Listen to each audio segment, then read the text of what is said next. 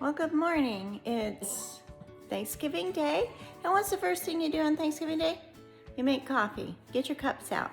And then the second thing is feed the dogs because they are just, driving me crazy because, I don't know. It's like they know something's in the air. Some cooking's gonna go on. Anyway, so thanks for watching, Erica and her mom, and our Thanksgiving preparation day. And I hope you're having a wonderful day. I hope you're able to have friends and family around and, hey Bob, and have your own Thanksgiving. So let me get the dogs fed and we'll on to the next step, getting the turkey in the oven. Hi everybody, well, happy Thanksgiving. This is what we've got going on. We have our snowball cake back there in the cake plate, or in the cake container. So that's all set. So we just need to get this washed and get it baking, and then we'll get on to our breads and pies and everything else. So it's been a very rushed week for us. I wasn't able to get any baking done ahead of time, so today's going to be my day for cooking, and yeah, so that's about it. So we traditionally have turkey and stuffing and dressing, so that goes back and forth depending on how you call it. And then we have a green bean casserole, and let's see, what else do we have? Oh, pumpkin pies and gravy, gotta have the gravy. We also have mashed potatoes. This year, we're going to have, unusual for us to have for Thanksgiving, but we're gonna have some macaroni and cheese for someone very special that doesn't eat meat. So that's gonna work out perfectly, because who doesn't like that? Well, some people don't, but I do, so yay, whatever we can have better, that's what we want. But anyway, so I'm gonna get this bird washed up and then get the parade going. Gotta watch the parade, and then just spend the day busy, chopping, cooking, stirring, and baking. So anyway, but happy Thanksgiving. Happy Thanksgiving. I'm going to be making turkey, and this is kind of the way I make turkey. So I had to run outside and bark at the dog, and so I ran outside and yelled, "Bob!" But it wasn't our dog, it wasn't Bob. So I hope the neighbor's dog is not named Bob as well. So anyway, let me put my earbuds on. Okay, all right, take two. Well, I hope you're all having a wonderful, wonderful Thanksgiving. We are, because we have so much to be thankful for. So first of all, I'm going to just get salt all over and inside. And I try to keep my hands clean for as long as I can during this, but they do end up touching the turkey, and so I'm contaminated. Anyway, so I did wash the turkey. By wash, I don't mean with soap, I mean just rinse cool water. Picked out any pin feathers or quills that may be sticking in. Took all the giblets and the neck and everything out of the carcass and the front cavity. Took all of that out. So now we have the bird clean and ready to go. So the way I'm going to do this is I'm just going to salt it, you saw that, and then I'm going to rub butter all over it, because I don't like to use cooking oils because they're not good for you.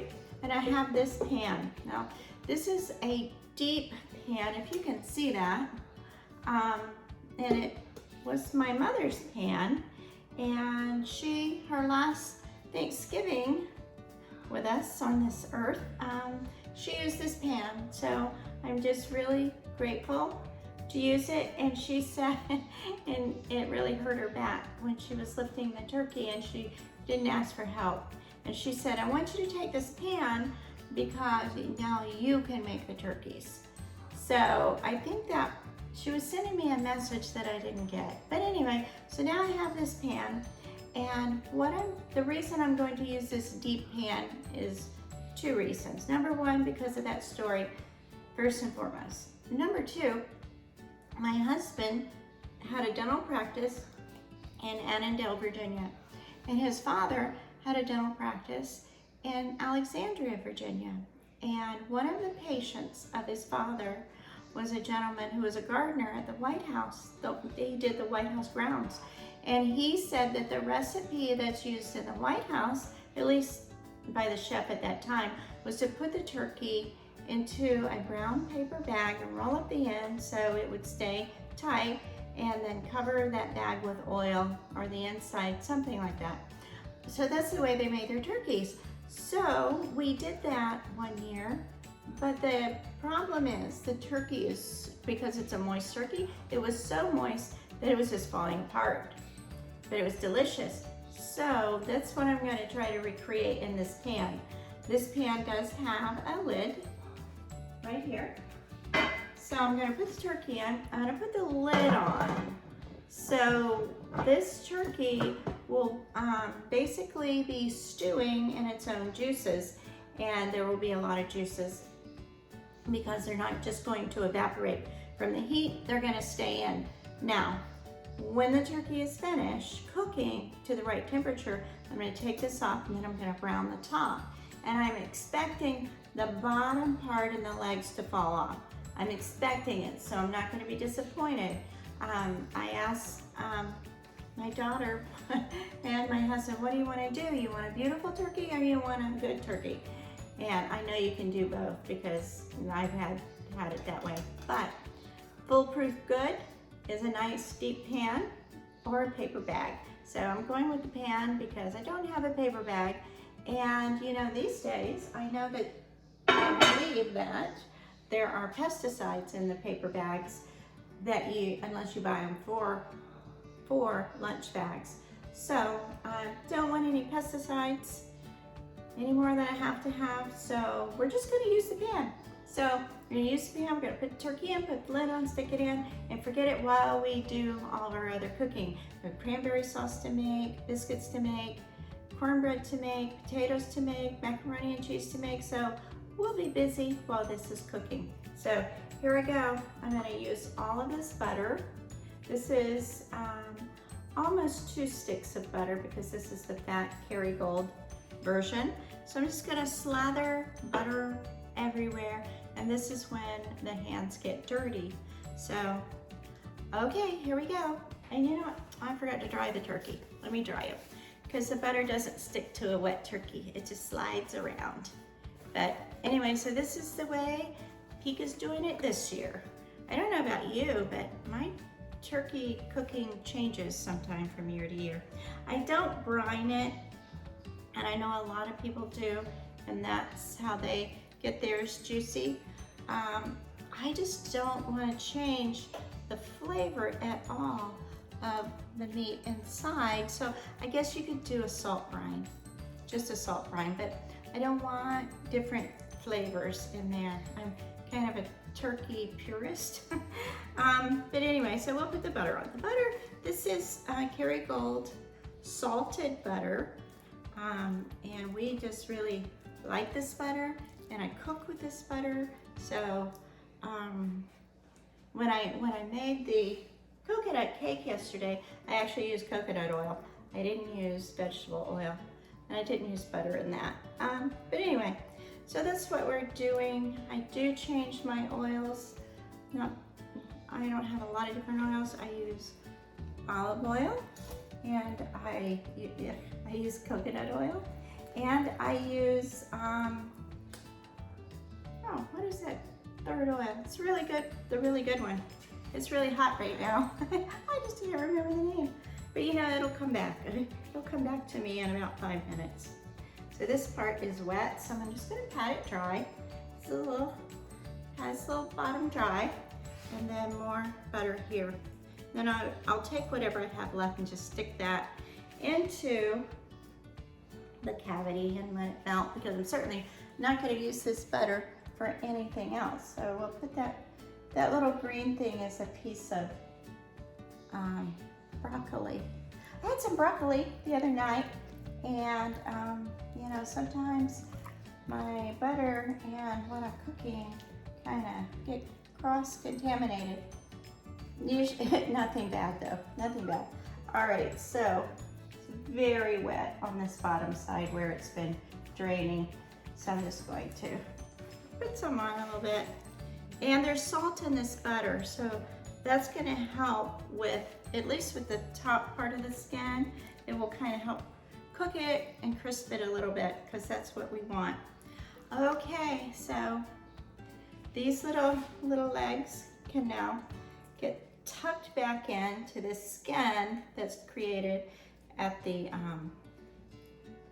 turkey factory. Anyway, so we'll stick that back in. Another thing you could do, I normally do, is I try to stick these wings underneath the turkey, just so that they're not, you know, sticking up at you. And then I use them also to tack down the loose skin on the back. And around here, we'll do this side. Put some butter on it. Yum. It's hard to say yum when a turkey looks like this, but you know, I just out of blind faith that I believe it's going to turn out really yummy. So, all right, so that is the turkey. Let's smooth that butter out a little bit. Now that it's sticking, it's really working better. All right, so now we have this butter. I'm just gonna stick in there, and I'm gonna get the rest of the butter and stick on this end, and then I'll have to stick the skin back down, put that in there. And I'm going to, you know, turkey has a lot of fat on it that comes off. And so when the fat comes off, the fat comes off, so will the oiliness and fattiness of the butter in the pan. And then I separate the oil from the drippings. I use the drippings to make the gravy. So then I can separate the fat off. So, and if you're doing this and you want just like a really great yummy bird on the outside, do this. And then I like the fat, but if you don't like the fat, you can just pour it off. So you're not locked in. All right, into this pot. Now this pot, it's a pretty big pot, but it's not, you couldn't do like a 25-pound turkey in it very easily. You would be touching the sides. So, all right, I'm going to clean up this mess and clean this counter and stick this bird in the oven, and then we'll go on to whatever our next step is. We need to make some cranberries and get those cooled off in the refrigerator. So maybe we'll do cranberries next. Okay, hang on. Okay, so I haven't actually finished cleaning up yet, but I just want to show you what I do. So I put everything from the turkey in a bag to throw away. So the netting, the plastic wrap, the giblet bag. I wait until I get all of that ready, and then I just throw this away. And this is the bag that the turkey came from the grocery store in. I use this bag. I put it on a I freeze it in this bag in the freezer. I put it on a platter in this bag because it's got handles and I can grab it. And I put it on a plate before I defrost it in the fridge. So anyway, that's another tip. If you're wondering why I'm telling these things that are very basic, is because I have a granddaughter who will be making Thanksgiving very soon, her own Thanksgiving, and these are some little tips that you learn along the way, and you don't have contaminated turkey stuff all over your kitchen. It's very contained. And then in this bag, I'll throw away. So when we take out the trash tonight, this will go out so the trash won't be smelly. So anyway, little pointers. All right, gotta wash up now, really. Okay, all turkeys come with instructions. So you don't have to memorize, you don't have to, anything. You need to know how big your turkey is, and then you're good. So our turkey is between 10 and 18 pounds.